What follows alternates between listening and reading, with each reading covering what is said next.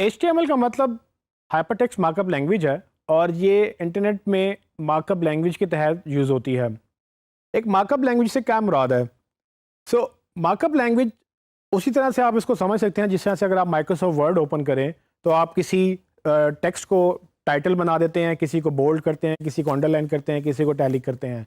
जिस तरह से आप माइक्रोसॉफ्ट वर्ड में अपने डॉक्यूमेंट्स को इस तरह से ब्यूटीफाई कर सकते हैं, हाइपरटेक्स्ट मार्कअप लैंग्वेज में आप क्या करते हैं कि वेबसाइट्स बना सकते हैं और तकरीबन सारे का सारा इंटरनेट इसी लैंग्वेज के ऊपर चल रहा है।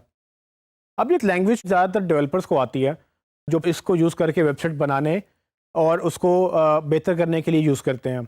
हमने इस लैंग्वेज को सिर्फ इतना अंडरस्टैंड करना है जितना हमारे लिए एसईओ की हद तक ठीक है, और हम इससे इतनी डिटेल में नहीं जाएंगे, लेकिन कुछ चीज़ें बहुत इंपॉर्टेंट हैं जो हमने समझनी है। वो ये कि ये बेसिकली वेब का स्टैंडर्ड है, और जब हम एसईओ की बात करते हैं तो हमारा वेबसाइट से पाला तो पड़ता ही है, क्योंकि हमने जो ऑप्टिमाइज़ करना है वो वेबसाइट को ही करना है। तो वेबसाइट किस तरह से बनी है ये समझना भी ज़रूरी है, ताकि हम डेवलपर के साथ जब मिलके काम कर रहे हों या हम टीम के साथ मिलके काम कर रहे हों तब उनको गाइड भी कर सकें, और हमें जितना खुद समझ आती है हम उसको खुद अपनी हद तक ठीक भी कर सकें। अगर आप किसी वेबसाइट को ओपन करें और कोई भी यूआरएल विजिट करें तो आपको जो वेबसाइट नज़र आती है वो बड़ी ब्यूटीफुल या एक खूबसूरत किस्म का उसका ओवरव्यू होता है। फॉर एग्जांपल मैं अगर google.com खोलूँ तो कुछ इस तरह की नज़र आती है।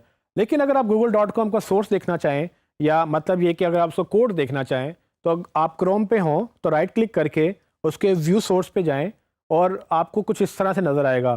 तो बेसिकली मुझे तो जब वेबसाइट नज़र आई थी तब तो उसका एक बड़ा अच्छा सा लोगो था और उसके नीचे एक सर्च बार था और वो मुझे कह रहा था कि सर्च करो। लेकिन जब पीछे आप कोड देखेंगे तो कोड कुछ इस तरह से नज़र आता है, और ये लैंग्वेज हम इंसानों को समझ नहीं आती। लिखी इंसानों ने ही है, लेकिन ये लैंग्वेज बेसिकली कोडिंग है जो सिर्फ कोडर्स यानी कि डेवलपर्स या जो प्रोग्रामिंग करते हैं उनको समझ आती है और वो ये करते हैं। और हमारे लिए ये जो फ्रंट एंड है हम इसको देखते हैं। असल में जो गूगल विजिट करता है आपकी वेबसाइट तो वो आपका फ्रंट एंड नहीं देखता, वो ये वेबसाइट नहीं देखता जो आपको नज़र आ रही है। वो असल में ये वेबसाइट देखता है जो पीछे कोड है, और ये कोड ही असल में आपकी वेबसाइट है। लेकिन जब ये कोड ब्राउज़र में लोड होता है, यानी कि जो क्रोम ब्राउज़र या फायरफॉक्स या इंटरनेट एक्सप्लोरर जो भी ब्राउज़र आप यूज़ करते हैं, तो वो ब्राउज़र इस कोड को वेबसाइट में तब्दील कर देता है, जो हमें पढ़ना भी आसान होती है और देखना भी आसान होती है। ये चीज़ अंडरस्टैंड करना ज़रूरी है कि पूरे का पूरा इंटरनेट कुछ इस तरह के कोड पे चल रहा है। वो इस तरह हमारी वेबसाइट्स हमें नज़र आती हैं, लेकिन गूगल या दूसरे जो क्रॉलर्स हैं या दूसरे सर्च इंजन हैं उनको वेबसाइट सिर्फ कोड में नज़र आती है। अब ये कोड होता किस तरह का है? असल में जो कोड है जिसको हम HTML बोलते हैं, ये डिफरेंट इसमें एट्रीब्यूट्स हैं और इसमें दो डिफरेंट टैग्स हैं। वो टैग्स एंड एट्रीब्यूट्स क्या होते हैं मैं आपको बता देता हूँ। तो फॉर एग्जांपल ये जो पहला ऑप्शन है, ये एक एट्रीब्यूट है जिसमें हमने ये डिफ़ाइन कर दिया कि ये HTML का डॉक्यूमेंट है। और उसके बाद अगर आप देखें तो कुछ टैग्स, मतलब कि हेड टैग ओपन हो रहा है तो नीचे क्लोज भी हो रहा है। टैग्स और एट्रीब्यूट्स में फ़र्क ये है कि एट्रीब्यूट्स बेसिकली कुछ खुसूसियात बयान करते हैं जो कि ब्राउज़र्स या सर्च इंजन्स के लिए आप लिख सकते हैं, लेकिन ये जो टैग्स हैं इसके अंदर हमारा कंटेंट होता है। एक ख़ास बात याद रखें, टैग के अंदर आपको जब टैग ओपन करते हैं उसको क्लोज भी करते हैं। तो फॉर एग्जांपल मैं अगर हेड ओपन करूंगा तो मैं उसको क्लोज भी करूंगा, मैं अगर बॉडी का टैग ओपन करूंगा तो उसको क्लोज भी करूंगा। इस तरह से HTML लैंग्वेज चलती है और हमने इसको तकरीबन इतनी हद तक ही समझना है, और ये बड़ा आसान है। ये आपको देखने में शायद मुश्किल लग रहा हो, लेकिन SEOs के लिए ये इतना समझना ज़रूरी है।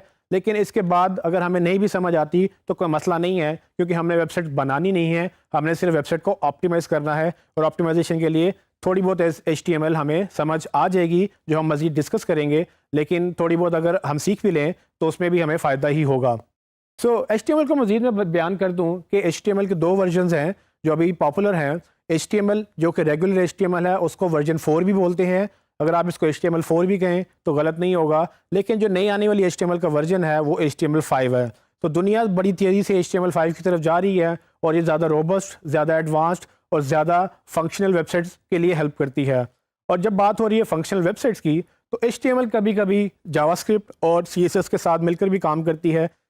ये HTML की तरह जावास्क्रिप्ट और CSS, यानी कि CSS का मतलब कैस्केडिंग स्टाइल शीट्स, और जावास्क्रिप्ट, ये मिलकर एक नई टेक्नोलॉजी भी डेवलप करते हैं, और ये भी HTML की तरह मुख्तलिफ लैंग्वेजेस ही हैं जो डेवलपर्स लिखते हैं ताकि हमारी वेबसाइट ज़्यादा अच्छी परफॉर्म कर सकें, या ज़्यादा फंक्शनल या ज़्यादा टेक्निकल वेबसाइट्स अगर जिनकी आप बात करें, जिनमें फॉर एग्जांपल आपको लॉगिन करना पड़े या आपको कोई डेटाबेस सर्च करना पड़े, तो उनके अंदर ये टेक्नोलॉजीज़ हेल्प करती हैं। हमारी गर्ज सिर्फ HTML की हद तक ही है, बाकी चीज़ें हम डेवलपर्स के लिए छोड़ देंगे। तो HTML के लिए सिर्फ इतनी चीज़ अंडरस्टैंड करनी है कि पूरे का पूरा इंटरनेट HTML पर ही चल रहा है, और HTML हमारे लिए SEO के लिए बहुत ज़रूरी है, और HTML को हम जितना समझ सकेंगे हमारे लिए फ़ायदा है। लेकिन इस कोर्स में हम डिस्कस करेंगे कि हमें SEO के लिए HTML कितना चाहिए, वो मज़ीद सेक्शन में हम बात करेंगे।